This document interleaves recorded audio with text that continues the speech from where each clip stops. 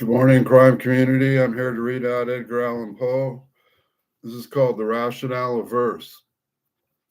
The word verse is here used not in its strict or primitive sense, but as the term most convenient for expressing generally and without pedantry all that is involved in the consideration of rhythm, rhyme, meter, and versification.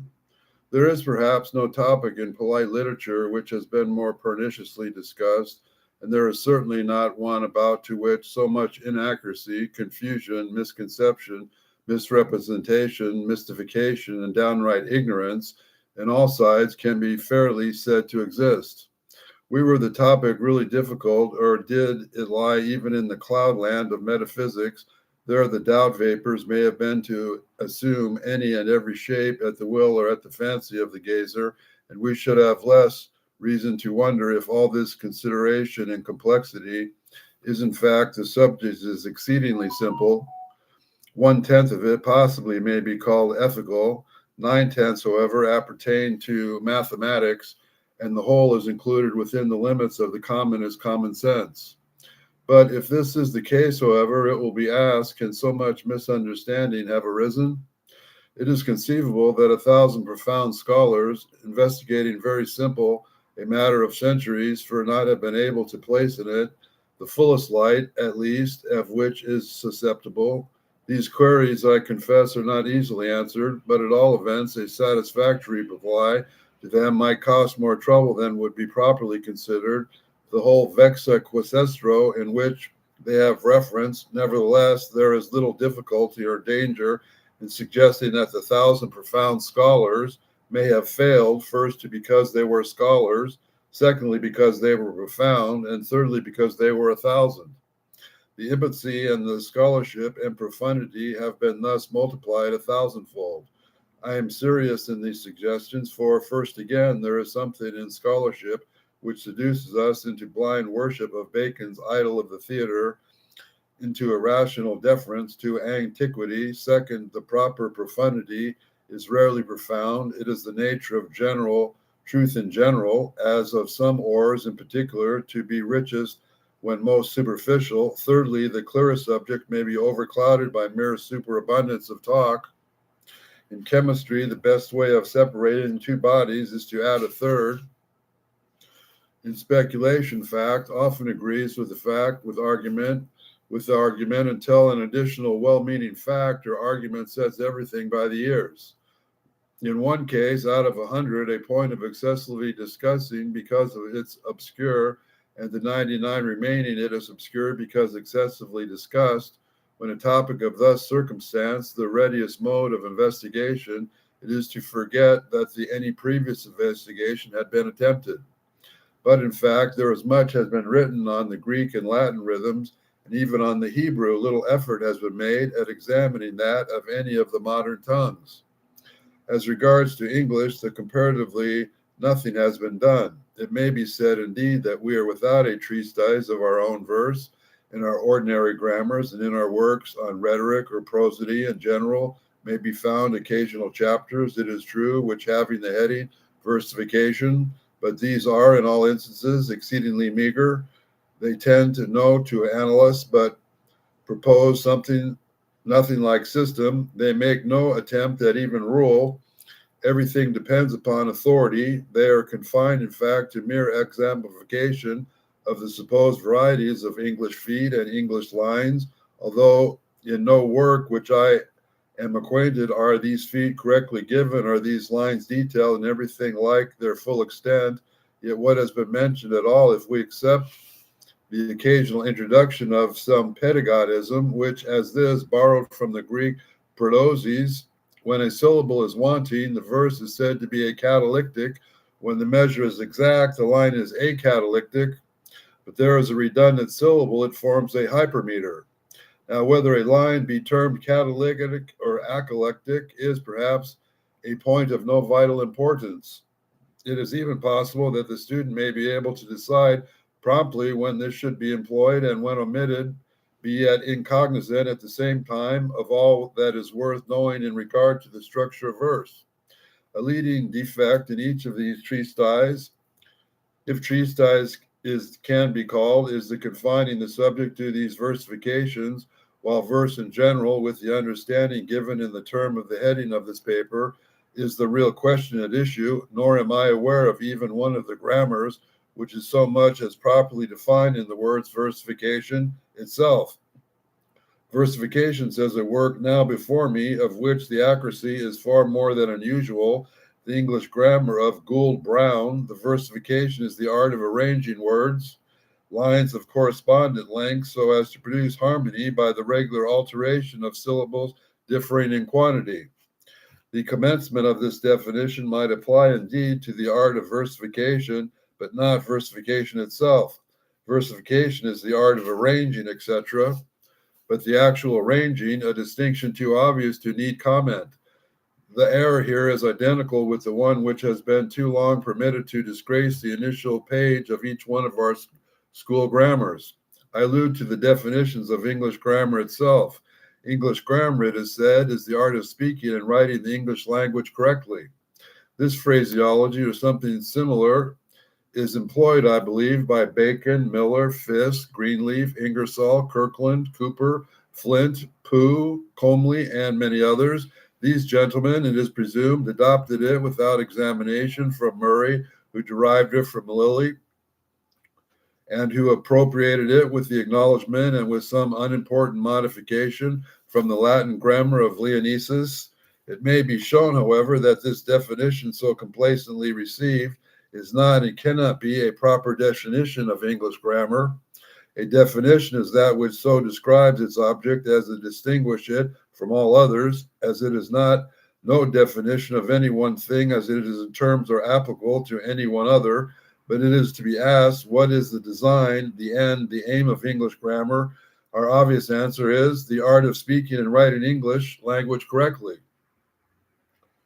That is to say, we must use the precise words employed by the definition of English grammar itself. But the object to be attained by any means is assuredly not the means. English grammar and the end contemplated by English grammar are two matters sufficiently distinct, and can the one be more reasonably regarded as the other than a fishing hook as a fish?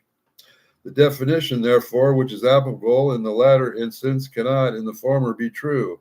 Grammar in general is the analysis of language, English grammar of the English. But to return to versification as defined in our extract above, it is the art, says the extract, of arranging the words in lines of correspondent length. Not so. A correspondence is the length of lines is by no means essential. Pedantic odes are surely instances of versification, yet these compositions are noted for extreme diversity in the length of their lines. The arrangement is, moreover, said to be for the purpose of producing harmony by the regular alteration, etc. The harmony is not the sole aim, not even the principal one. In the construction of verse, melody should never be left out of view. Yet this is the point which all our prosodies have most unaccountably forborne to touch.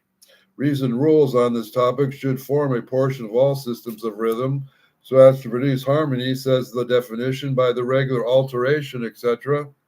A regular alteration, as described, forms not part of any principle of versification. The arrangement of spondees and dactyls, for example, in the Greek hexameter, is an arrangement which may be termed at random. At least it is arbitrary, without inference with the lines as a whole. A dactyl may be substituted for a spondee or the converse at any point other than the ultimate and pendulultimate feet, of which the former is always a spondee, the latter nearly always a dactyl. Here is it clear we have no regular alteration of available syllables different in quantity, so as to produce harmony. Proceeds the definition by the regular alteration of syllables differing in quantity. In other words, by the alteration of long and short syllables, for in rhythm all syllables are necessary either short or long.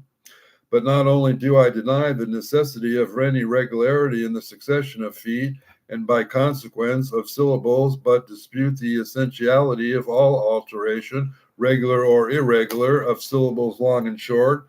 Our author, observe, is now engaged in a definition of versification in general, not of English versification in particular, but the Greek and Latin meters abound in the spondees and pyrrhic. the former consisting of 2 long syllables, the later 2 short, and there are innumerable instances of the immediate succession of many spondies and many pyrics. Here is a passage from Silius Italicus. It will be seen that in the first and last of these lines, we have only 2 short syllables and 13 with an uninterrupted succession of no less than 9 long syllables.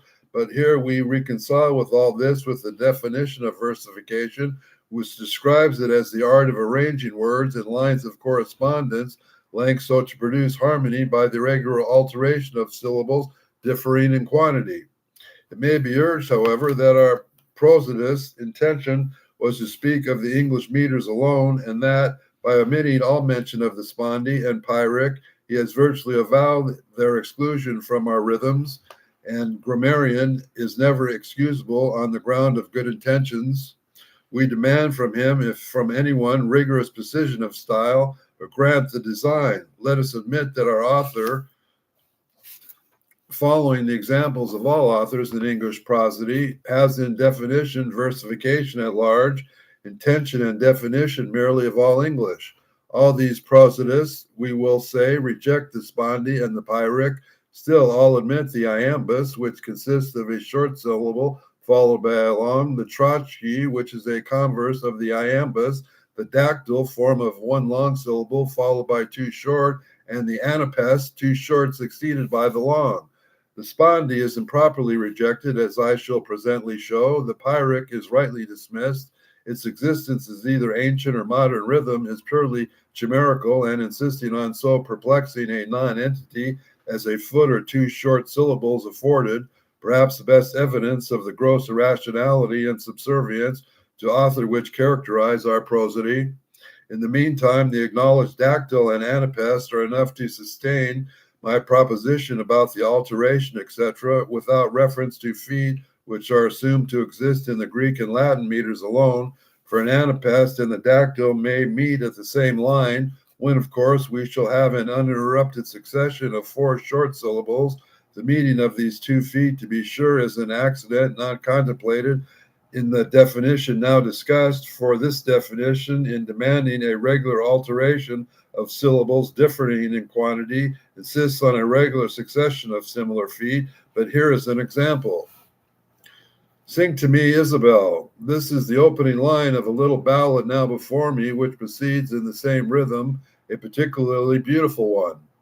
More than all this, English lines are often well composed entirely of a regular succession of syllables of all the same quantity. The same lines, for instance, in the following quatrain by Arthur C. Coates. March, march, march, making sounds as they tread. Ho, ho, how they step, going down to the dead.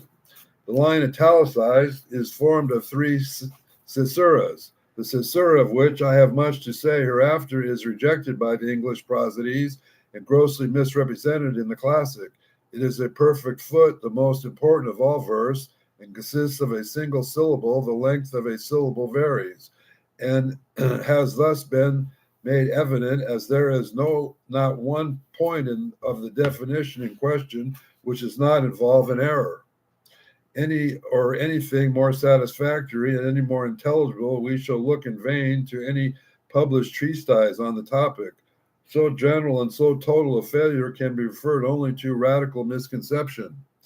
In fact, the English prosodists have blindly followed the pedants. These later likes, les montants de preneurs, have been occupied in incessant tumbling into ditches for the excellent reason that their leaders have so tumbled before. The Iliad, being taken as a starting point, was made to stand instead of nature and common sense. Upon this poem, in place of facts and deduction from fact or from natural law, were built systems of feet, meters, rhythms, rules that contradict every 5 minutes, and for nearly all of which there may be found twice as many exceptions as examples. It may, as one of a fancy to be thoroughly confounded, to see how far the infatuation of what is termed classical scholarship can lead a bookworm into the manufacture of darkness out of sunshine. Let him turn over a few moments any of the German Greek prosodies. The only thing clearly made out of them is a very clear, magnificent contempt at Leibniz's principle of a sufficient reason. The divert attention of the real matter in hand by any further reference to these works is unnecessary and would be weak. I cannot call to mind at this moment one essential particular of information that is to be gleaned from them, and I will drop them from here with merely this one observation, that employing one among the numerous ancient feet, the spondee, the trochee, the iambus, the anapest, the didactyl, and the caesura alone, I will engage and can correctly any of the Horatian rhythms and any true rhythm that human ingenuity can conceive, and this excess of chimerical feet is perhaps the very least of the scholastic supererogations ex uno dis omnia, the fact that in quantity is a point in which investigations, the lumber of mere learning may be dispensed with, if ever in any, its appreciation is universal. It appertains to no region, no race, no era in especial. To melody and to harmony, the Greeks hearkened with ears precisely similar to those which we employ for similar purposes at present. And I should not be condemned to hearsay in asserting that a pendulum of Athens would be vibrated much at the same fashion as does a pendulum in the city of Penn. Verse originates in the human enjoyment of equality, fitness. To this enjoyment also all the moods of verse, rhythm, meter, stanza, rhythm, alliteration, and refrain, and other analogous effects are to be referred. As there are some readers who habitually confound rhythm and meter, it may be well here to say that the former concerns the character of feet, that is, the arrangement of syllables, while the latter has to do with the number of these feet. Thus, by didactic rhythm, we express the sequence of didactyls, and a didactic hexameter, we imply a line of measure consisting of 6 of these didactyls. To return to equality, its idea embraces those of similarity, proportion, identity, repetition, and adaptation of fitness. We might not be very difficult to go even behind the idea of equality and show why it is that the human nature takes pleasure in such an investigation would, for any purpose now in view, be supererogatory. It is sufficient that the fact is undeniable, the fact that man derives employment from his perception of equality. Let us examine a crystal. There is at once interested by the equality between the sides and between the angles of one of the faces. The equality of the sides pleases us, that the angle doubles the pleasure. On bringing to view a second face of the respect similar to the first, this pleasure seemed to be squared. On bringing to view a third, it appears to be cubed, and so on. I have no doubt, indeed, that the delighted experience is measurable, would be found to have exact mathematical relations, such as I suggest, that is to say, as far as a certain point beyond which there would be a decrease in similar relations. A perception of pleasure in the equality of sounds is the principle of music. Unpracticed ears can appreciate only simple equalities, such as are found in the ballad airs.